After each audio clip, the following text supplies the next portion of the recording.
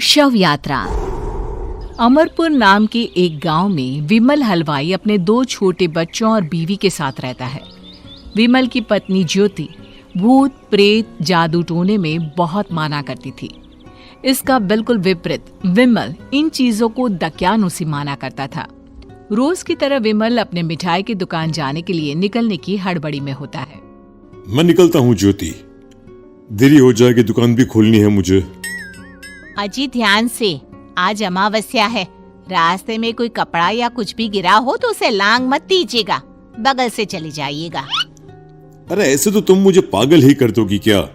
हाँ, मैं नीचे देखकर चलूं कि सामने से कोई गाड़ी घोड़ा आकर मेरे ऊपर से चला जाए? दोनों हालत में तो मेरी ही मौत है। अरे क्यों सुबह सुबह इतनी अपसुगनी बातें कह रहे हो जी? मेरे गांव में तो ऐसा आंखों के सामने होता हुआ देखा है मैंने, इसीलिए कहती हूँ, वरना मुझे क्या, पड़ोसी को तो नहीं कहना चाहती मैं। पति है आप मेरे, इसलिए बोल रही हूँ। विमल अपनी मिठाई की दुकान चला जाता है। दुकान पर पहले से ही ग्राहकों की लंबी लाइन लगी हुई थी। ये लो, वहाँ ज्योति अमावस्या को लेकर परेशान है और आज तो हमेशा से ज्यादा ही लंबी लाइन लगी पड़ी है। अच्छी खासी बिक्री होगी आज। विमल दुकान खोलता है। एक के बाद एक ग्राहक उसकी दुकान पर मिठाई ले रहे होते हैं। तभी गांव की एक बूढ़ी औरत विमल से कहती है, जिस तेजी से बिक्री हो रही है, कहीं किसी की नजर ना लग जाए, नींबू मिर्ची टांग ले। अरे क्या चाची तुम भी, ये सब नजर बजर कुछ नहीं होता है। कैसे लोग हैं मेरे आसपास। अपनी दुकान से शाम को विमल हंसते कूदते वापस घर आता है। हाँ, आज तो अच्छी खासी बिक्री हुई है। एक महीने में जितनी बिक्री होती है, एक ही दिन में आज उतने पैसे कमा लिए मैंने। ये तो बहुत अच्छा हुआ जी, आज ही घर की नजर उतारी है मैंने। बिक्री तो अच्छी होनी ही थी। अच्छा, तुम खाना लगा दो, सारा माल बिक चुका है। मुझे शहर जाना होगा, कुछ चीजों की जरूरत पड़ेगी। रात भर मिठाई बनाऊंगा, तब जाकर कल सुबह दुकान खोल पाऊंगा। खाना खाकर विमल शहर जाने के लिए निकल पड़ता है। सुनिए जी, ध्यान से जाइएगा। चौरस्ते पर किसी जादू टोने की चीज पर पैर मत रख दीजिएगा। हे भगवान, हद हो गई ज्योति, ये तो मैं जा रहा हूं। विमल गुस्से से शहर जाने निकल पड़ता है। रात का काला घना अंधेरा, चांद की एक भी किरण ना होने के कारण अंधेरे में कुछ भी देख पाना मुश्किल था।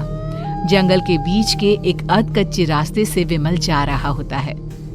चारों तरफ गुफ अंधेरा और सन्नाटा सुनाई दे रहा था, और सुनाई दे रही थी विमल के पैर के नीचे आ रहे सूखे पत्तों की आवाजें। तभी अचानक दूर से उसे कुछ आवाजें सुनाई देती है। अरे, ये इतनी रात को जंगल के रास्ते कौन जा रहा है? शायद कोई टोली होगी। राम नाम सत्य है, राम नाम सत्य है, राम नाम सत्य है, राम नाम सत्य है। धीरे धीरे आवाज कुछ कुछ सुनाई पड़ती है। आवाज धीरे धीरे और नजदीक आती सी लगती है। विमल देखता है कि उसके सामने से सजी धजी सफेद कपड़े में लिपटी एक अर्थी निकल रही है, जिसके साथ 5 लोग ही थे। 4 आदमियों ने उसे कंधा दिया हुआ था। एक मटका लिए आगे आगे बढ़ रहा था। विमल के बिल्कुल सामने आकर अर्थी रुक जाती है। उसमें से एक आदमी विमल से कहता है, अरे भाई, जरा अर्थी को कंधा लगाना, मैं बहुत थक गया हूँ, बड़ी मेहरबानी होगी। हाँ भाई, कंधा तो मैं लगा दूं, पर रात को 12 बजे ये शव यात्रा, इस समय कौन अर्थी ले जाता है? तभी विमल को ऐसा लगता है कि शव में से आवाज आई, ये आवाज। मजबूरी है भाई, आप कंधा दीजिए, मैं रास्ते में सब बताता हूँ आपको। विमल अर्थी को कंधा दिए चल रहा होता है कि उसे ऐसा लगता है कि हाथ में मटका लिए जो आदमी शव के आगे चल रहा है उसके पैर उल्टे हैं। क्या हुआ भाई, हकला क्यों रहे हो? वो आपके साथी के पैर उल्टे। विमल अपनी बात पूरी भी नहीं कर पाता कि वो देखता है कि उस आदमी के पैर तो सीधे ही हैं। अरे नहीं, कुछ नहीं, मुझे शायद वहम हुआ होगा। धीरे धीरे सब आगे बढ़ रहे होते हैं।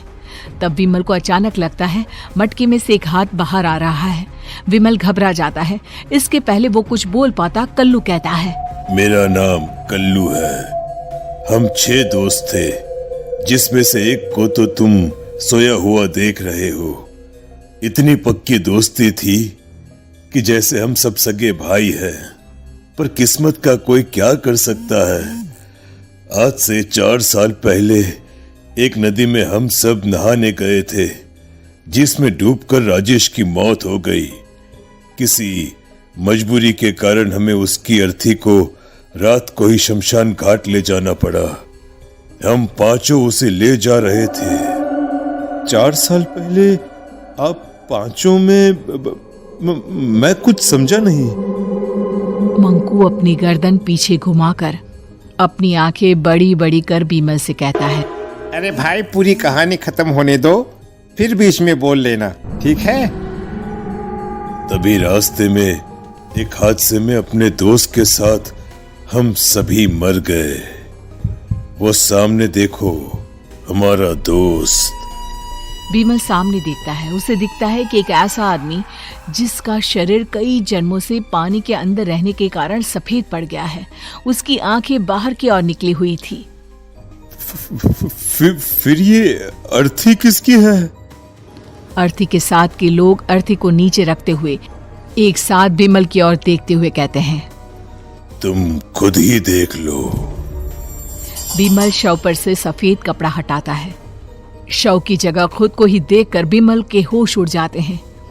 वो शव विमल की ही थी। पलक झपकते ही विमल उस अर्थी की जगह पर होता है।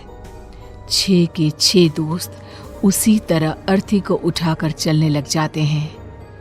राम नाम सत्य है। राम नाम सत्य है। राम नाम सत्य है।